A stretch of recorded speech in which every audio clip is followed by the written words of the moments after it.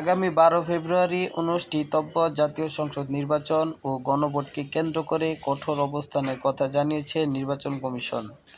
Commission স্পষ্ট করেছে যে নির্বাচনী দায়িত্বে নিয়োজিত কোনো কর্মকর্তা গণভোটের পক্ষে বা বিপক্ষে কোনো ধরনের প্রচারণায় অংশ নিতে পারবেন না। মঙ্গলবার নির্বাচন ভবনে সাংবাদিকদের সাথে আলাপকালে নির্বাচন কমিশনার মোহাম্মদ আনোয়ারুল ইসলাম সরকার এই নির্দেশনা দেন।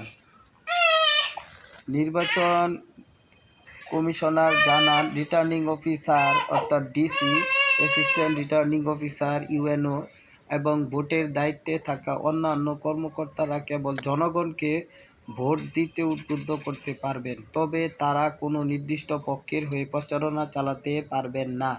সরকারি কর্মকর্তাদের ভোটের পক্ষে প্রচারণা অভিযোগ সংক্রান্ত প্রশ্নে তিনি মন্তব্য করতে রাজি না হলেও জোর দিয়ে বলেন, নির্বাচন কমিশন একটি স্বাধীন ও সাংবিধানিক প্রতিষ্ঠান।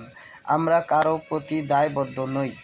নির্বাচনী পরিবেশ নিয়ে সন্তোষ প্রকাশ করে কমিশনার বলেন, অতীতের যে কোনো সময়ের চেয়ে এবারের নির্বাচনের পরিবেশ অত্যন্ত চমৎকার।